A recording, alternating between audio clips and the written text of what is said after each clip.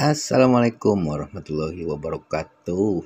Oke ya, jumpa lagi dengan Kang Boel. Oke, di sini saya sedang ada entry AUD CHF H1 ya. Tadi saya entry di sini M15.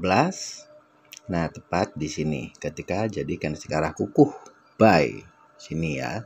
Nah, tadi ada pemberitahuan buy di sini. Nah, saya tidak langsung buy di sini ya. Saya tidak langsung buy di sini, tapi saya lihat dulu di multi time frame-nya. Yang pertama adalah time frame pertama dulu di H4. Perhatikan tren dulu ya, yang pertama tren. Oke. Ini langkah pertama itu jadi perhatikan tren teman-teman. Pastikan ketiga time frame itu searah ya. Di sini M15 sebagai time frame ketiga, lalu H1 sebagai time frame kedua, dan H4 sebagai time frame yang pertama. Nah, di sini tadi muncul sinyal ini dalam posisi uptrend ya.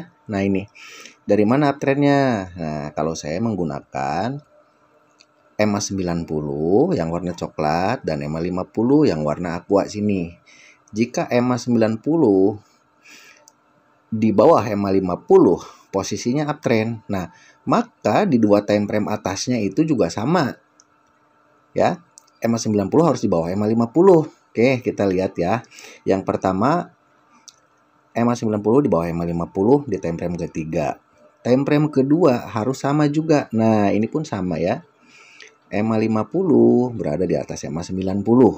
Artinya dua time frame sudah searah.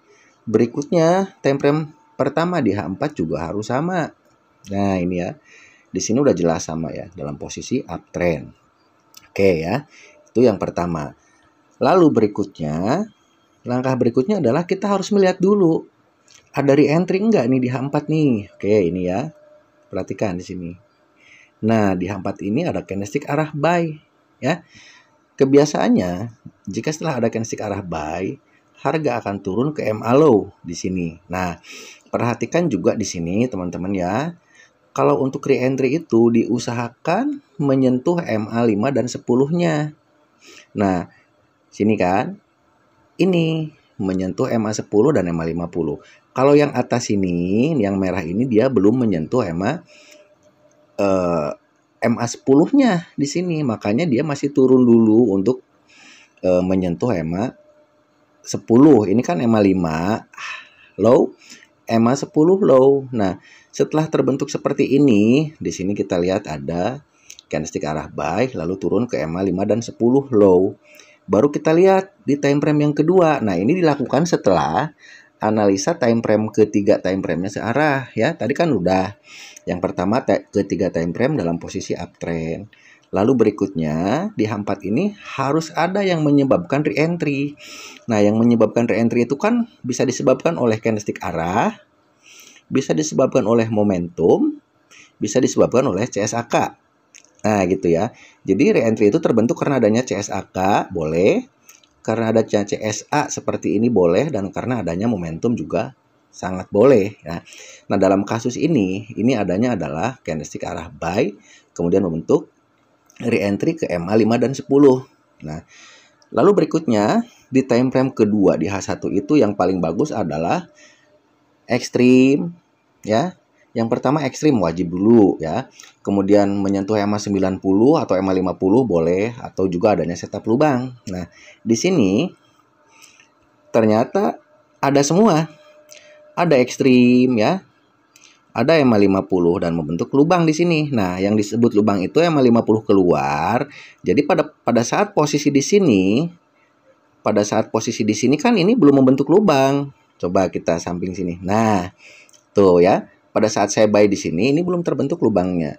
Nah, biasanya nanti ketika ada setup buy di time frame kecil, maka di time frame H1-nya dia akan menutup lubangnya seperti ini. Nah, sini sudah masuk lagi. Oke ya. Ini rejection EMA 50, ekstrim juga membentuk setup lubang. Nah, di sini kemudian EMA 50 masuk lagi. Nah, ini biasanya dia akan terus ke atas, teman-teman, ya. Tadi juga di sini ada setup buy-nya di sini. Ya, di sini. Oke.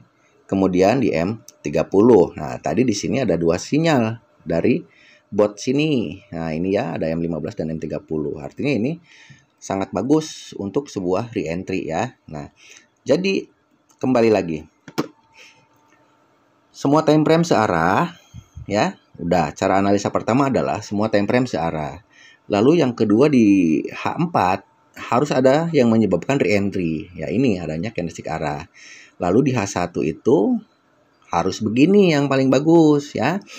Ada rejection EMA 50, ada ekstrim dan bentuk setup lubang. Nah, yang seperti ini selalu ada teman-teman ya. Setup seperti ini selalu ada. Oke.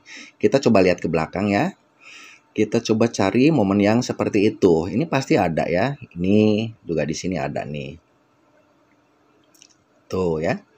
Lalu berikutnya kita lihat. Nah, ini. Perhatikan di sini ya.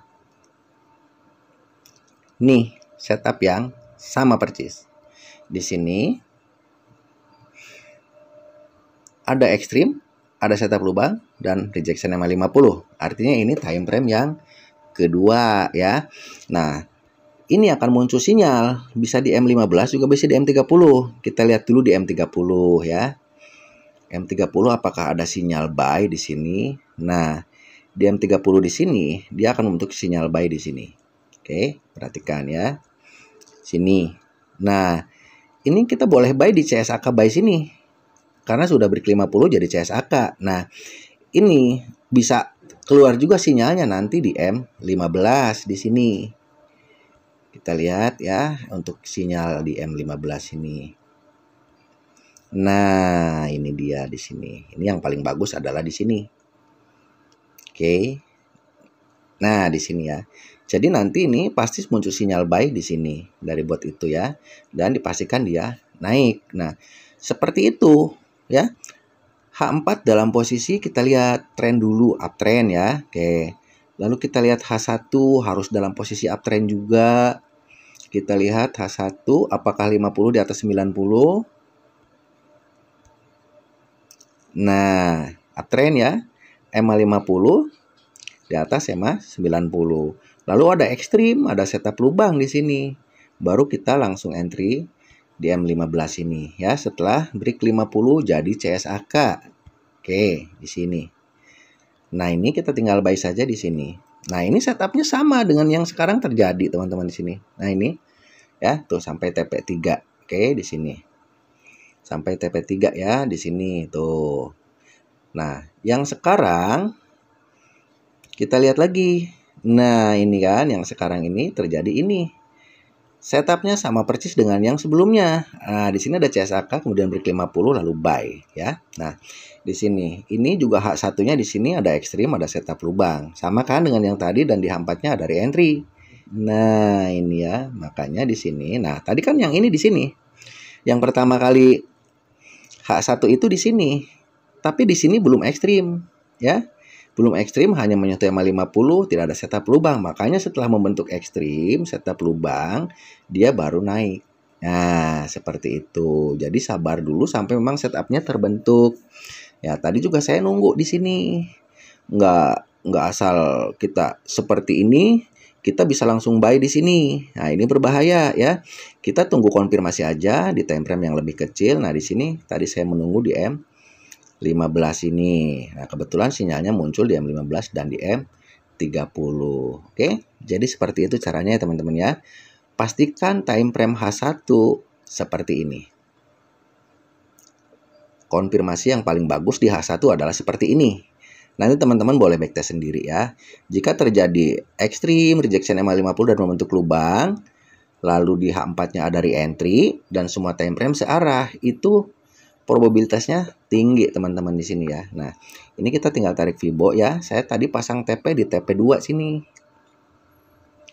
Sini ya, sebentar. Oke. Nah, itu ya, saya pasang TP di TP2 sini. Andai pun ini nggak terkena TP malam ini, paling besok juga ini udah terkena take profit teman-teman di sini ya. Nah, ini udah mau sampai di TP Avanza sini. Nah, ini kemungkinan ya. Kalau nggak sekarang, mungkin besok dia udah sampai di take profit sini. Oke, itu aja teman-teman. Semoga bermanfaat. Wassalamualaikum warahmatullahi wabarakatuh.